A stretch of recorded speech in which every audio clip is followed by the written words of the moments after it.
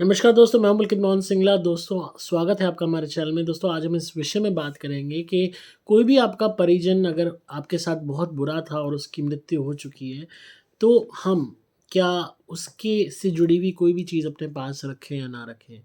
दोस्तों, बहुत इस तरीके के फैमिली मेंबर्स लोगों के होते हैं।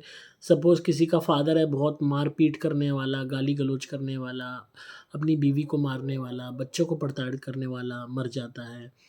या किसी की माँ थी वो बहुत बुरी थी, या किसी का भाई बहुत बुरा था, शराब पीता था, उपद्रव करता था, पेरेंट्स को पीटता था, घर को सर पे उठा लेता था, या घर में कोई भी किस्म का कोई बच्चा था जो पागल था, उपद्रवी था या वॉयलेंट था बहुत, मतलब किसी भी तरीके से एक्स वाई जेड अगर कोई भी फैमिली मेंबर जो बहुत ही बुरा रहा हो आप सबके साथ, चाहे बीमारी के कारण, चाहे मेंटल प्रॉब्लम के कारण, चाहे खुद की मर्ज़ी से, चाहे उसका स्वभाव ऐसा था, उसके मरने के बाद क्या हमें उसका कोई भी सामान या उससे जुड़ी हुई चीज़ें अपने पास रखनी चाहिए?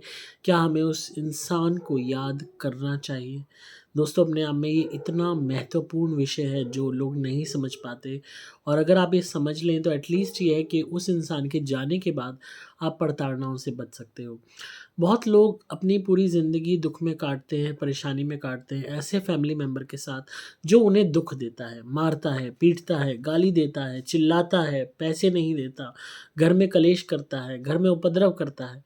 बेटा हो सकता है, ये बेटी हो सकती है, भाई हो सकता है, बहन हो सकती है, माँ हो सकती है, बाप हो सकता है, दादा हो सकता है, दादी हो सकती है, सास हो सकती है, बहू हो सकती है, कोई भी हो सकता है।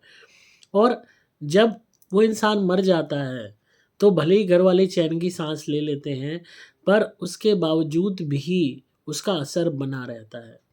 क्योंकि ऐसी आत्माएँ जो इतनी गंदी होती हैं, जो जीते जी इतनी गंदी होती हैं, मरने के बाद भी, शरीर त्याग करने के बाद भी ये नहीं सुधरती, उल्टा इनकी गंदगी 10 गुना बढ़ जाती है। क्योंकि ये और पागल हो जाती हैं और आक्रामक हो जाती हैं। इन्हें इस बात का गुस्सा और चिढ़ होता है कि हमारी कैसे मृत्यु हो सकती है, कैसे हमसे शरीर छीना जा सकता है। अब हम अपने अत्याचार को कैसे करेंगे, अब हम कैसे दुख देंगे, अब हम खाएंगे पिएंगे कैसे। मतलब ये कह लो, जीते जी तो ये अपनी मर्जी से जीते हैं, सबको दबा के रखना चाहते हैं, प्रताड़ित करके रखना चाहते हैं, दुखी रखना चाहते हैं, और उसमें आनंद की प्राप्ति करते हैं। और बाजे-बाजे बच्चे भी ऐसे होते हैं कि माँ-बाप को दुःख देना, उनको दुखी करना, इमोशनल ब्लैकमेलिंग करके प्रताड़ित करना, माँ-बाप को रुला तक देना, छोटे-छोटे बच्चों की बात कर रहा हूँ। ऐसे तक होते हैं, रुला देना फिर चैन की साँस लेना। तो पहले से ही, शुरुआत से ही अगर सोल ऐसी नेगेटिव हो, बाद में जाके और भी गंदी हो जाती हैं, अपने जब जवानी पे आते हैं और भी गंदे हो जाते हैं।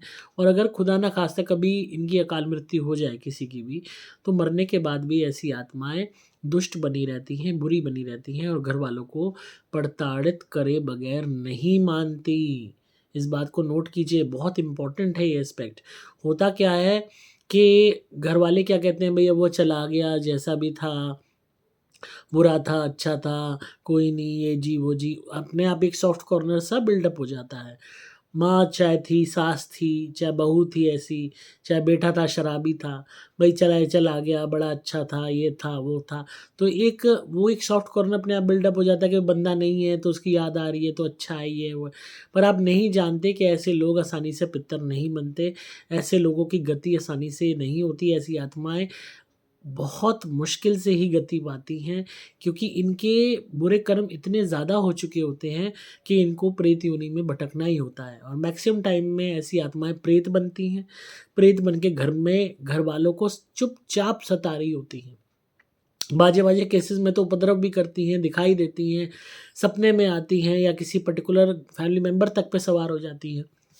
उनके अंदर ये लक्षण आने लगते हैं, और जहाँ सपने में नहीं आ रही, या वैसे नहीं दिख रही, या वैसे वो नहीं कर रही, वैसे अपने आप चुपचाप काम करना शुरू कर देती हैं। गरीबी लानी शुरू कर दी, परेशान करना शुरू कर दिया, मानसिक तनाव शुरू कर दिया। अपने आप अपने हिस्से का खाना खाने के लिए घर वालों को के हिस्से में से ही खाना शुरू कर दिया। कोई भी भोग पूजा लगने नहीं देनी। घर में पूजा करी तो सबको बीमार कर दिया। तो इस तरीके के ये कार्यों में लग जाती हैं, क्योंकि इनको एक खुंदक और प्रताड़ना होती है, एक जेलसी होती है, और एक जो इनको चैन सा मिलता था ना दूसरे को दुःख देके, जो टीस मचती थी इनको, वो और भी ज़्यादा मचती है, और वो आपको चैन की साँस लेता हुआ नहीं देख सकते। आप चैन की साँस ले लो, अच्छा चलो चला गया, बहुत उपद्रव करता था, शराब पी के बहुत तंग करता था, बहुत मार-पीट करता था, अब शांति है। वो कहता है नहीं, मैं तुम्हें सालों शांति से नहीं जीने दूँगा। तो वो क्या करेगा? बीमारी पैदा करेगा घर में, पैसे की तंगी पैदा करेगा, नुकसान कर देगा, कोई ना कोई तरीके से चोट-पैट लगाने में लगा रहेगा।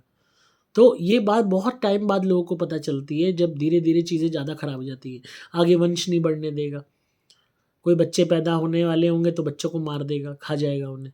तो इस तरीके की गंदी जो आत्माएँ होती हैं, ये आदमी भी हो सकता है, औरत भी हो सकती है। आई मीन टू से जो कोई भी आपका फैमिली मेंबर अगर बहुत एग्रेसिव है, बहुत गुस्सैल है, बहुत झगड़ालू है, खाली आप ही के साथ नहीं, बाहर के लोगों के साथ भी, पड़ोसियों के साथ भी, बाहर लोगों के साथ भी और घर में भी कमी नहीं छोड़ता, तो ऐसे लोग मरने के बाद भी चैन नहीं पकड़ते, ये तंग करे बगैर नहीं बाज़ आते। क्योंकि इनकी आत्मा इतनी मलिन हो चुकी होती है, इतनी गंदी हो चुकी होती है, इतना उसका ऑरा काला हो चुका होता है कि ये किसी शैतान से कम नहीं होती। इनका आपका फैमिली मेंबर बन के आना ही आपके लिए एक बहुत बड़ी पनिशमेंट होती है। ये आपके कर्म खराब होते हैं कि जो भगवान ने आपको ऐसा फैमिली मेंबर दिया होता है। वो कहावत है ना रामायण में, दुष्ट संग जन देहि विधाता। दुष्टों का संग भी ईश्वर ही देता है और वो भी हमारे कर्म खराब होते हैं, जब भी हमें ऐसे फैमिली मेंबर मिल जाते हैं जो दुश्मन से भी ज़्यादा बदतर होते हैं।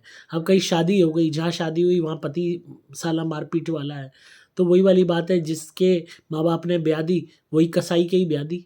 वो तंग कर रहा है, मार रहा है, पीट रहा है, उसके लिए रोटी भी पोनी है, उसके बच्चे भी पैदा करने हैं और उससे मार भी खानी है।